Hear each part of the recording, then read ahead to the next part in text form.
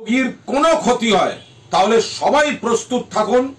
যে যেখানে যার নিকটবর্তী থানা, এই ডক্টর দেবাশিস হালদার, ডক্টর অনিকেত মাহাতো, যারা এই বিশৃঙ্খলার মাতব্বর, এদের নামে এফআইআর করুন। তার সঙ্গে মাননীয় মুখ্যমন্ত্রী বারবার অভিভাবকোচিত সংবেদনশীল সদিচ্ছা দেখিয়ে কখনো সল্টলেকের আপনাদের ধর্ণা মঞ্চে গেছেন, কখনো বাড়িতে ডেকেছেন, কখনো নবান্নে ডেকেছেন, কখনো মুখ্য সচিবদের পাঠিয়েছেন। আলোচনা চলছে, বহু দাবি, পরিকাঠামো, এখন তদন্ত সিবিআই করছে, কলকাতা পুলিশের গ্রেফতার করা সঞ্জয়কেই চার্জশিট দিয়েছে, আরো তদন্ত চলছে, সুপ্রিম কোর্ট মনিটর করছে, বিচার হচ্ছে শিয়ালদা কোর্টে। আপনারা অনশন তুলে নিন। আজকে যে বৈঠক আছে সদর্থকভাবে সাড়া দিন। কোনো বাম বা অতিবামের কারুর কোনো প্ররোচনায় পা দিয়ে পরিকল্পিতভাবে এই বৈঠকটা জেদাজেদিতে নিয়ে গিয়ে ভেস্তে দেবেন না। কৃতি মেধাবী ছাত্রছাত্রীরা, আমাদের ঘরের ছেলেমেয়েরা অবস্থান অনশনটা তুলে নিন।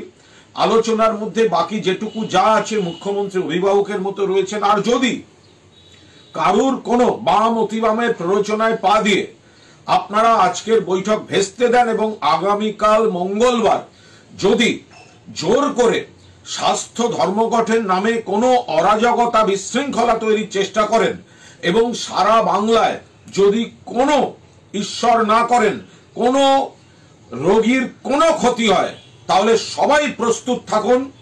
যে যেখানে যার নিকটবর্তী থানা, এই ডক্টর দেবাশিস হালদার, ডক্টর অনিকেত মাহাতো, যারা এই বিশৃঙ্খলার মাতব্বর, এদের নামে এফআইআর করুন।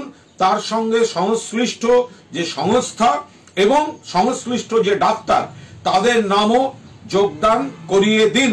তার সঙ্গে সেই এফআইআর এ ইনক্লুড রাখুন। তার মধ্যে সূত্রের খবর, ডক্টর কিঞ্জল নন্দ প্রকাশ্যে ওদের হয়ে থাকলেও মন থেকেই অরাজকতা সাড়া দিচ্ছেন না, ফলে এফআইআর এ ডক্টর কিঞ্জল নন্দর নাম আপনারা ইনক্লুড করবেন না। কিন্তু যদি কাল কোনো রোগীর কোনো ক্ষতি হয়, বাংলার যে কটি থানা আছে সেখানে আপনারা সেই রোগী বা রোগীর পরিবারের তরফে ডক্টর দেবাশিস হালদার, ডক্টর অনিকেত মাহাতো, যারা এই মাতব্বরিটা করে বিশৃঙ্খলাটা চাপাচ্ছে, চিকিৎসা আপনার সাংবিধানিক অধিকার, সেই সাংবিধানিক অধিকার থেকে বঞ্চিত করে আপনাদের বিপন্নতায় ফেলবে, তাদের নামে এফআইআর করার জন্য প্রস্তুত থাকুন।